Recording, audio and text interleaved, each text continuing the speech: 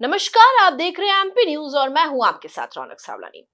PCC chief Kamal Nath के चुनाव लड़ने को लेकर कयास लगाए जा रहे हैं, लेकिन अब उसका स्पष्टीकरण सामने आ चुका है, जिसमें उन्होंने साफ किया है ये बात किस तरह से निकली और इसके क्या मायने हैं।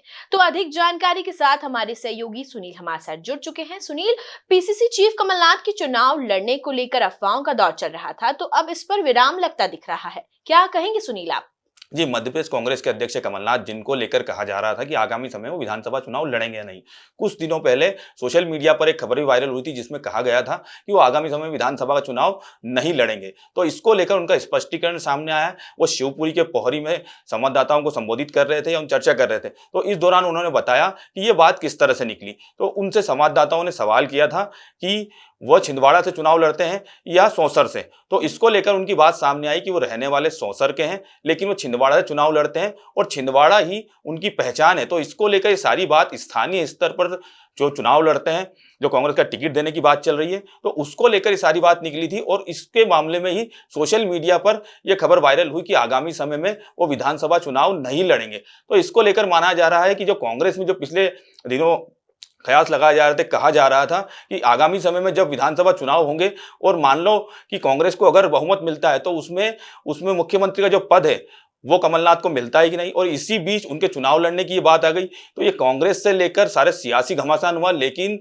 कमलनाथ ने इस पर स्पष्टीकरण दे दिया और ये सारी बात का पटाक्षेप हो चुका है। जी जी, सीएम शिवराज सिंह चौहान भी लगातार सवाल कर रहे हैं, सवालों का दौर जारी है, तो आगे भी क्या ये संग्राम चालू रहेगा? जी, बिल्कुल संग्राम जारी रहने की संभावना है, क्योंकि आज मुख्यमंत्री शिवराज सिंह चौहान ने उनसे एक और सवाल कर लिया। उन्होंने कहा कि किसानों को सब्सिडी देने की बात कही थी उन्होंने, ऋण को लेकर 5%, लेकिन वो नहीं दे पाए। और इस मामले में उन्होंने यह भी कहा कि अवश्यम भावी भावी, और ये शब्द कमलनाथ के लिए यूज किए जा रहे हैं या कहा जा रहा है कि आगामी समय में वो बनेंगे। तो वो कहते रहे हैं कि जिस तरह से कांग्रेस की जो स्थिति है, उसके अनुसार कमलनाथ की जो स्थिति देखी जा रही है कि आगामी समय में वो मुख्यमंत्री बनते या नहीं।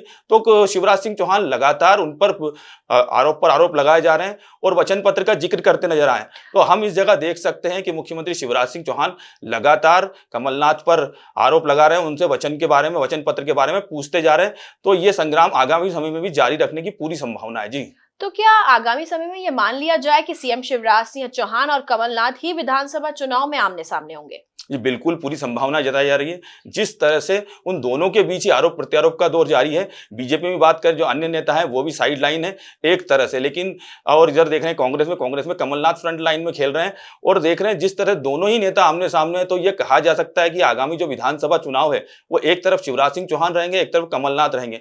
लेकिन इस जगह यह भी महत्वपूर्ण है कि दोनों ही पार्टियों के आला नेताओं की इस पर नजर रहेगी और अंतिम समय में भी कुछ फैसला होने की संभावनाएं जताई जा सकती है। जी जी, धन्यवाद सुनील, हमारे साथ जुड़ने के लिए। आप भी बने रहिए एमपी न्यूज के साथ।